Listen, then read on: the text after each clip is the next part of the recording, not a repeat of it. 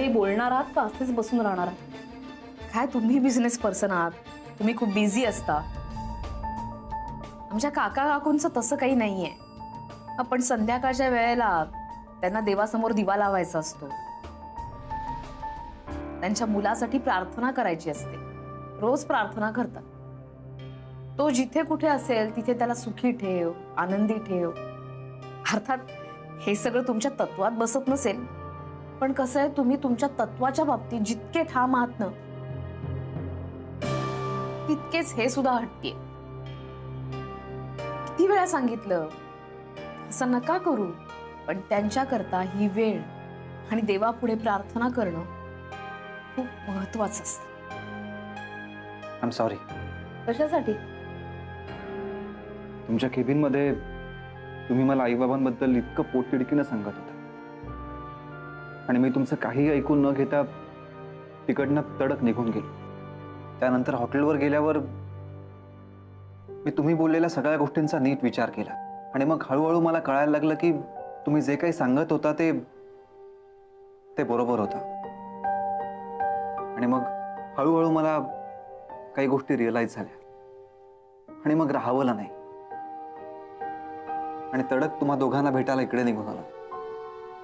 बघ राधिका, मी तुला म्हणाले होते की नाही, अगं साई इथे आल्यानंतर आम्हाला भेटणार नाही असं होणारच नाही. पाणी घे.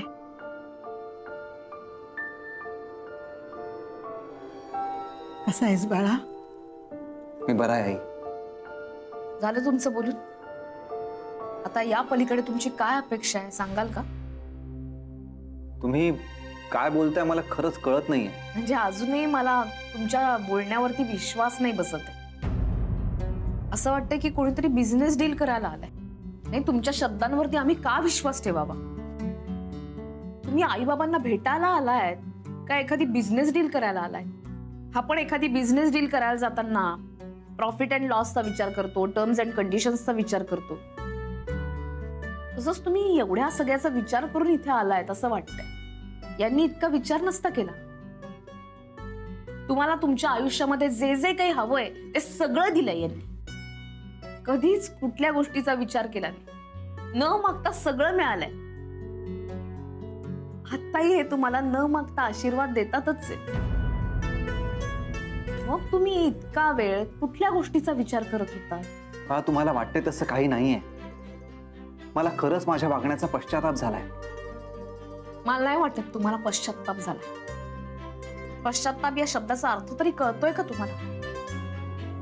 जर तुम्ही आधीच तुमची ग्रीन कार्ड होल्डर इमेज जी आहे ना ती सोडून इथे आला असतात, आईबाबांना भेटला असतात, त्यांचे आशीर्वाद घेतले असते आणि मग माझ्याशी बोलायला, माझ्या बरोबर डील करायला आला असतात ना, तर हे मी मानलं असतं. इथे तसं काहीच दिसत नाही. मला अजूनही असं वाटतंय की यांच्या मुलाच्या ऐवजी एखादा बिझनेस पर्सन आलाय डील करायला. का तुम्हाला वाटते तसं काही नाहीये? खरंच तसं नसतं ना, तर काकूंनी तुम्हाला जेव्हा विचारलं की कसं आहेस बाळा, तेव्हा तुम्ही सुद्धा तुमच्या आईची चौकशी करायला हवी होती.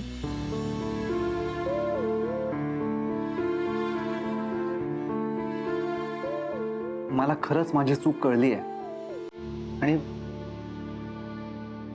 त्यासाठी मी मनापासून तुझी माफी मागतो आई. I am sorry.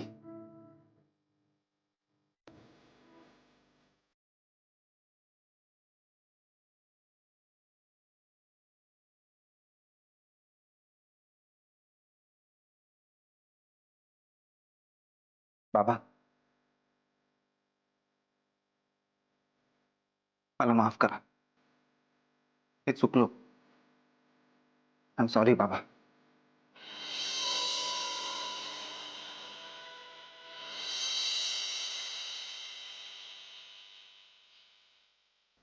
Actually Amruta म्हणजे माझी बायको प्रेग्नंट आहे. काय?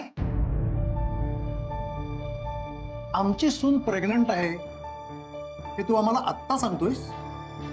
बाबा हो, मी इथे आलो ही गोष्ट तुमच्यापासून लपवली होती, तर मग ती प्रेग्नंट आहे हे कसं सांगणार ना? मी जेव्हा तुम्हाला भेटून हॉटेलवर गेलो तेव्हा मला घरून फोन आला. तिच्या प्रेग्नन्सीमध्ये खूप कॉम्प्लिकेशन्स आहेत आणि तिला ऍडमिट केलंय. तेव्हा मला माझ्या बाळाची खूप काळजी वाटली. खूप अस्वस्थ झालो मी. आणि तेव्हा मला रिअलाइज झालं की माझ्या अजून जन्मालाही न आलेल्या बाळाबद्दल मला एवढी काळजी वाटते तर माझ्या आईबाबांना माझ्याबद्दल काय वाटत असेल. आणि त्या पॉइंटला मला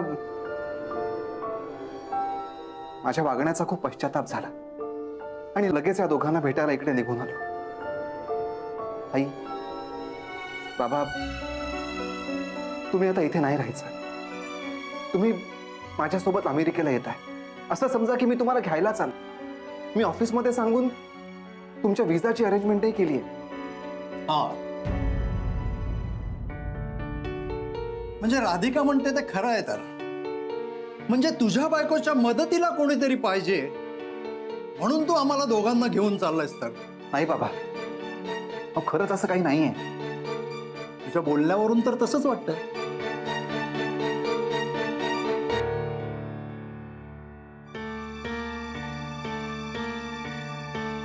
मॅम, आता तुम्हीच मला मदत करू शकता.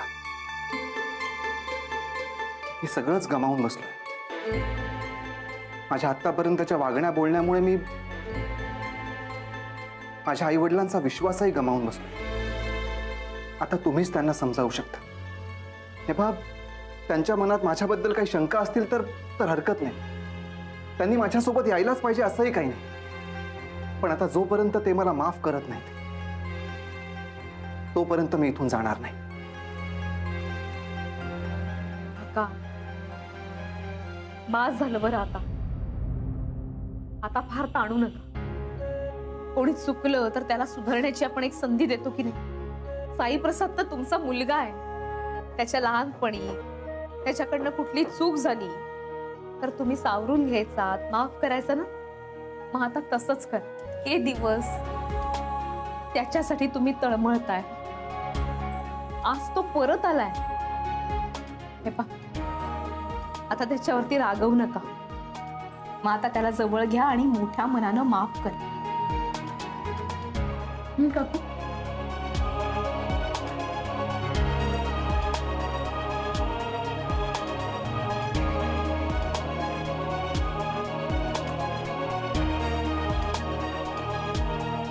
बाबा, काका,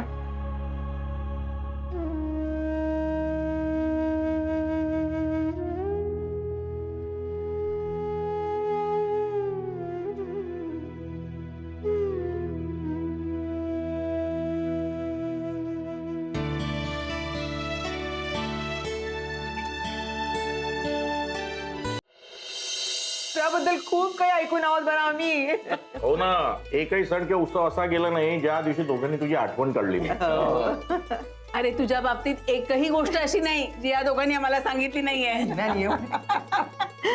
आज पहिल्यांदाच मला माझं घर भरल्यासारखं वाटतंय. वाटणार ना हो, वाटणारच. तुमचा लेक घरी आला आहे. आणि तू लहानपणी काय काय उद्योगधंदे केले त्याचा तुला विसर पडला असेल. आम्ही आता खडानखडा माहिती देऊ शकतो. हा, अरे मगापासून आम्हीच बडबड करतोय. तू काहीतरी बोल ना. हा? मी काय बोलणार. अरे तुझ्या अमेरिकेबद्दल सांग काहीतरी. तिकडचं जगणं, तिकडचं वागणं, म्हणजे काय ते ऐकून सुद्धा आम्हाला कौतुक वाटेल. हा? हो ना. मी खरं सांगू का, मला माझ्या तिकडच्या लाईफस्टाईल पेक्षा तुमची हीच लाईफस्टाईल जास्त कौतुकाची वाटते. तिकडे असताना मी खूपदा विचार करायचो, आई बाबा इथे कसे राहत असतील, एकमेकांना कसं सांभाळत असतील. पण आता कळलं ना की आम्ही इथे कोणीही एकटे नाही. अरे हा आमचा सगळा परिवार आहे. कोणालाही काहीही मदत लागली ना तरी आम्ही सगळेजण एकत्र येतो. तू इथे नव्हतास ना म्हणून तुला सांगते. अरे आम्हाला 2 मुली पण आहेत. राधिकाची तर तुझी ओळख झालीच आहे आणि आता रेवती येईल, तिच्याशी पण ओळख करून देते. नातवंडांबद्दल सांगा ना. हो, आम्हाला 3 नातवंड आहेत. ह्यांचा नातू अथर्व, हा. हा, आणि नानींची नात आहे सान्वी आणि रेवतीची मुलगी नेहा. हो, आणि ती दोन्ही नातवंड एकत्र आल्यावर असा जो काय गोंधळ घालतात. आवरत नाही कोणाला. त्यांना आवरायला इकडे 3 आज्या 3 आजोबा आहेत तरी पण नाही. त्यांच्या आयाला फोन करून बोलून घ्यावं लागतं मग. त्यात तुमचे बाबा सोसायटीचे सेक्रेटरी. जरा काहीतरी खुट्ट झालं सोसायटी की लगेच मीटिंग बोलवलीच म्हणून समजायचं. मला तर डाऊट आहे. नाही म्हणजे मीटिंग लावण्याच्या आधी खरंच काही घडलं असायचं की टाइमपास म्हणून महाजनी मुद्दाम मीटिंग लावतात. नाही वसंतराव, नाही. ज्या वेळेला तत्वाचा प्रश्न येतो ना त्याच वेळेला मीटिंग लावली जाते. हो. भाऊजी, अहो थट्टा करतायत तुमची. तुम्ही मनावर काय घेताय एवढं? नाही हो, आमच्या चिरंजीवांचा उगाच गैरसमज व्हायचा. आपला बाप अजूनही कटकट्या आहे असं समजायचा. मग त्यात काय खोटं आहे? बाई, तुम्ही बरं, मी काय म्हणतो महाजनी, हं. तुमच्यामध्ये आणि तुमच्या मुलामध्ये आधी काय झालं त्याची आता चर्चा कशाला? देर आहे, दुरुस्त आहे असं म्हणायचं आणि मग पुढे चालत राहायचं बस. काय हो? अगदी बरोबर. म्हणजे अहो म्हणजे कसं आहे, तुमच्या मुलाला चूक कळलेली आहे. आता तो छान घ्यायला आला अमेरिकेसाठी, तर तुम्ही जायला हवं ना. नाही हो, ते अमेरिकेचं नाही जमायचं मला. आणि तिथे गेल्यावर मला काही कामं पण नाही झेपणार आता. हो ना, त्यापेक्षा आम्ही इथे आहोत ना, तेच बरं आहे. हो. आधीच त्याच्या डोक्याला एवढा ताप आहे, त्यात आमची अडचण कशाला? आई, आम्हाला तुमच्या कामाची नाही आधाराची गरज आहे आणि म्हणून मी तुम्हाला यायचा हट्ट करतोय. अहो एवढा आग्रह करतोय तो, तर जा ना तुम्ही. हो पण ठीक आहे, काही दिवसांसाठी तरी या, तुम्हालाही बरं वाटेल आणि तुम्ही सोबत आहात म्हणून आम्हाला बरं वाटेल. प्लीज. आता अजिबात काही बोलायचं नाही. नाही नाही नाही नाही महाजनी भाग्यवान आहात, मुलगा अमेरिकेला घेऊन जातोय. आणि हो कसं आहे महाजनी, इथे आल्यावर तुमची पद वाढणार आहे. सध्या कसं तुम्ही सेक्रेटरी आहात की नाही, हं. इथं आल्यावर तुम्हाला अध्यक्ष आणि चेअरमन करून टाकतो. बरं बरं, तुम्ही सगळे असेच गप्पा मारत बसा, मी छान खायला करते काहीतरी. मी करते ना. एक तू नाही, शांत राहा. आम्ही आहोत ना. बरं, अगदी.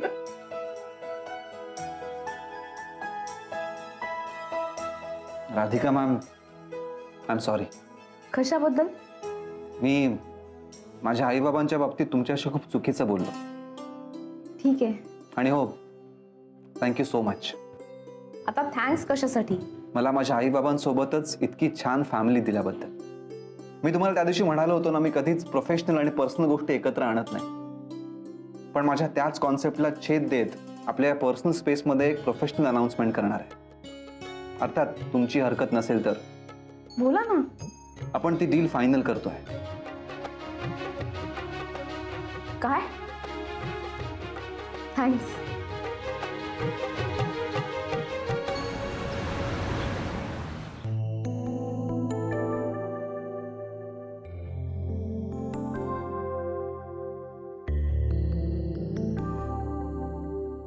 अरे राधिकाचा फोन आला होता. हा, मग काय म्हणाली? म्हणजे गुलमोहर मध्येच आहे अजून का निघालीये? तिथून निघते म्हणाली, पण अचानक ती तिकडे का गेली ते काही मला बोलली नाही. तुला माहितीये तिकडे सगळं ठीक आहे ना? हा हो, काही म्हणजे काळजी वाटावी असं काही नाहीये मामा. तरी राधिकाची जरा काळजी वाटतेच रे. सकाळपासून तिचा मूड काय मला ठीक वाटला नाही, टेन्शन मध्ये होती. मम्मा, सकाळी खरं तर मी तुला सांगितलं नाही, पण काल घरी आल्यापासून ती जरा टेन्शन मध्ये. का? ते एक इंटरनॅशनल प्रोजेक्टचं डील तिला करायचं होतं, पण तिने त्याच्यावर साईन नाही केली आहे. कारण जो रिप्रेझेंटेटिव्ह त्या कंपनीचा आला होता तिच्याशी बोलायला, तो महाजनी काकांचा मुलगा होता. आणि त्याच्याशी बोलताना हे लक्षात आलं की तो काका काकूंचं नातं स्वीकारायला तयार नाही, किंवा आई वडील म्हणून त्याला त्यांची ओळखच दाखवायची नव्हती. हे काय राधाला पटलं नाही ऑब्व्हियसली. सो तिने त्या डीलवर साईन करायला नकार दिला. मग तसं तिचं बरोबरच आहे की रे. ज्यांना आपल्या आई वडिलांची काही कदर नाही त्यांना काही धडा हा शिकवलाच गेला पाहिजे. आता त्यालाही त्याच्या कंपनीला काही ना काही उत्तर हे द्यावंच लागणार. म्हणजे मम्मा, तुला खरंच तिचा हा निर्णय आवडलाय? सोन म्हणून मला तिचा अभिमान वाटलाच आणि मला ते पटलंही. हे बघ, प्रत्येक वेळेला फायद्या तोट्याचा विचार करून नाही चालत. Thank you mamma.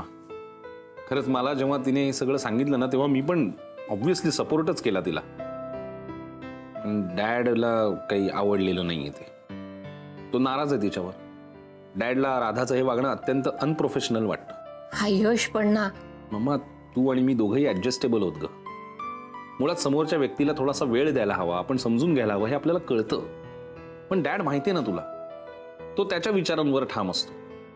आणि अर्थात राधा पण तशीच आहे. ती तिच्या विचारांवर आणि तत्वांवर ठाम असते. त्यामुळे या दोघांनी सांभाळायचं ना खूप टेन्शन आलंय आता मला. तू काय एवढं टेन्शन घेतोयस? मग राधा आपल्या घरात नवीन आहे ना, सो आपण तिला सांभाळून घ्यायला पाहिजे ना. पण आता हा डॅड नाराज आहे तिच्यावर. आता मनातल्या मनात किती गैरसमज करून घेईल तिच्याबद्दल सांग. तू काळजी करू नकोस, यशची समजूत मी काढे. बैस, चहा घेऊन येते.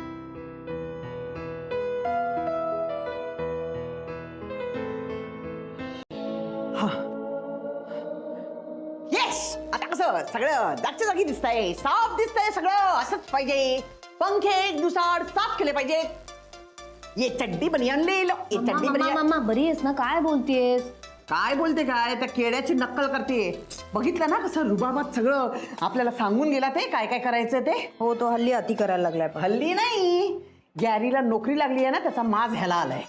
नाही त्याचा माज उतरला ना तर बघ. मम्मा ते सगळं सोड ना आता. केड्यानी इतक्या 100 गोष्टी सांगितल्या होत्या, मला एकही आठवत नाही. तुला आठवतात का? हा तो गॅऱ्याला आल्यावर हे करा आणि ते करा, गॅऱ्या आल्यावर ते करा. काय गॅऱ्या गॅऱ्या? हा ग तेच ग, जावई बापू आले की असं करा आणि तसं करा. हा त्याच्यापैकी एक आहे आता जेवण मांडून ठेवलं पाहिजे इथे आपल्याला. हो, इट्स टाइम तो. लवकर लवकर लवकर लवकर. राधिका बनहट्टी मॅडम काय म्हणताय? मला उशीर होतोय, कशाला रस्ता अडवताय? नाही, तुझा रस्ता अडवायची काही मला हौस नाहीये. कारण मला माझा रस्ता सापडलाय आणि माझा त्या दिशेनं प्रवास सुद्धा सुरू झालाय. एव्हाना लक्षात आलं असेलच, चांगली नोकरी मिळाली आहे मला. अरे वा, खूप दिवसांनी तुमच्याबद्दल चांगली बातमी ऐकते. तुम्हाला खूप शुभेच्छा. जाऊ द्या. थांबा की, घाई काय? नाही, एवढ्या दिवसांनी भेटलाय तर जरा काही जुन्या गोष्टींना उजाळा देऊया. त्या दिवशी आई बाबांसमोर काय म्हणाली होतीस तू? की तुझ्या पास्टमुळे तुला कोणी नोकरी देणार नाही, कामावर कोणी ठेवून घेणार नाही. नाही एवढंच काय, ते भीक मागून जगण्याची वेळ येईल म्हणाली होतीस ना? नाही, आता चांगली मोठ्या पदाची नोकरी मिळाली आहे मला. त्यामुळे आता बघ कसा मोठा होऊन दाखवतो मी तुला. माझी तुमच्या बरोबर कधीच कॉम्पिटिशन नव्हती, पण तुमच्या पुरुषी अहंकारामुळे तुम्ही सतत माझ्या बरोबर कॉम्पिटिशन करत राहिला. पण नेहमी तुमच्या चुकीच्या निर्णयामुळे माझ्यासमोर हारलायत तुम्ही. पण आता हरणार नाहीये मी राधिका. आता तो ऑप्शनच नाहीये माझ्याकडे. आता तू बघच मी काय करून दाखवतो ते. तुम्हाला खूप शुभेच्छा. तुम्ही सुखानं जगा आणि मलाही जगू द्या.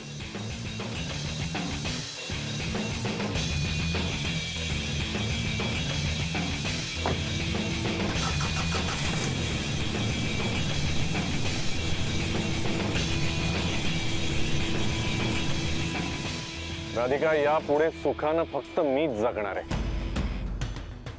इतर कोणालाही सुखी जगूच देणार नाही.